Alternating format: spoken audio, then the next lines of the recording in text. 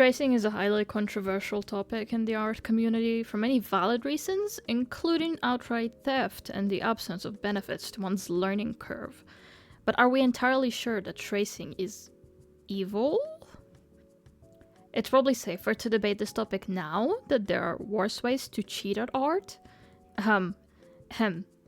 AGI. If I made this claim 5 years ago, I'd get pitchforks and torches lined up at my front door, asking for a quick word.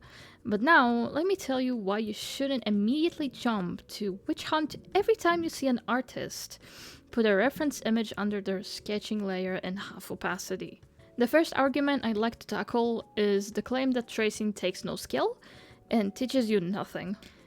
While I agree, if you only ever trace and never implement any changes or fixes or alterations to the image you're referencing, you're basically throwing your time away to create something that already exists.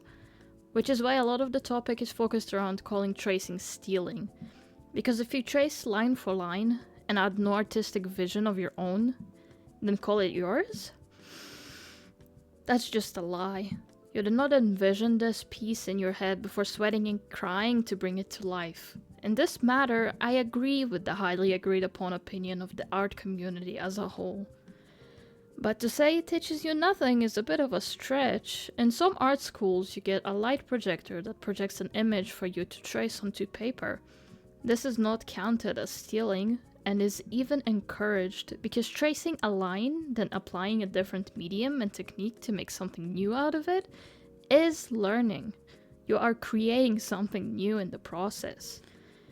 The second argument was going to be about tracing and theft, but I think I basically explained myself in that regard already while going through the first argument. So to cut it short, what I really want to bring to your attention today is witch hunts. I often get videos recommended to me on YouTube about the most recent problematic, self-claimed artist that was caught tracing. I don't watch these videos because they usually are filled with sweaty artists who sound like they put red wire across a corkboard with notes on it for a living, analyzing every split second of a proof speed paint video the cheating artist made to prove their innocence. I think these witch hunters are missing a crucial point here. You are causing this. These people are obviously looking for attention, and you're making them go viral. Calling them out and placing them on a shiny stage, by listening to their lies whether you believe them or not, you're still listening. You're enabling this behavior. If you want behavior to be quickly corrected, then the best course of action is to shun the behavior until they change it. Then you give them positive reinforcement, and that's how you save a soul. Or Pavlov people to behave properly, call it whatever you will. Giving them a wider platform is not helping anyone. That being said, the artist tracing is not evil in itself. Them lying about tracing is.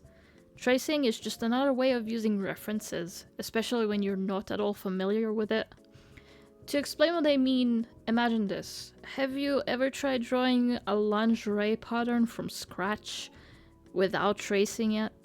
I bet most of you just downloaded a texture pack or brush and called it a day. Does it make you evil? No. Lying about it, however, would definitely make you appear trashy. One such video I saw stacked to me, it was along the lines of this artist traced AI-generated art. Now, I did not watch it. As I said, I don't have time or energy for drama surrounding kids trying to out each other. I already made my conclusion from the title. There were two possibilities on how this artist was going to be cancelled in my books. Either they were lying about tracing an AI-generated image, making them a liar, or they generated that image to trace, which makes them an AI sympathizer. So I already knew if neither of those criteria are met, they are perfectly fine, in my opinion, to continue doing whatever it is they do. Because AGI slop that was already generated has no uses. It costs someone a subscription and a village its drinkable water to create, for it to just exist as a PNG somewhere on the internet. It infringed on copyrights and stole from artists for artists to just accept that it exists now. Why not use this garbage for something useful, like learning, like creating something new out of it? Making art again out of generated slop is a form of justice against what we were robbed of. You took our creativity, now we're taking it back. Your attempt at mimicking my art is so pathetic, I just did it for you. The point is, you are not wrong for being angry at people conning you. Liars and cheaters will lie and cheat, and you have the absolute right to be upset about such things. But not everyone who wants a guideline or hint at the canvas is evil. Art is an open book test, and you're allowed to reference, trace, destroy, and repurpose the book, because there are no rules to art that say you can't. Art is the expression or application of human creative skills and imagination, producing work to be experienced or appreciated.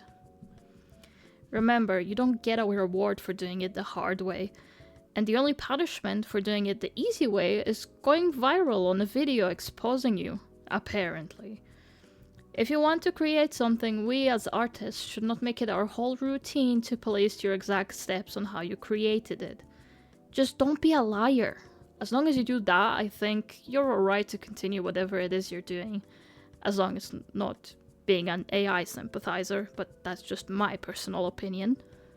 Obviously, there's always naysayers, and they are entitled to their opinion as much as I am entitled to mine.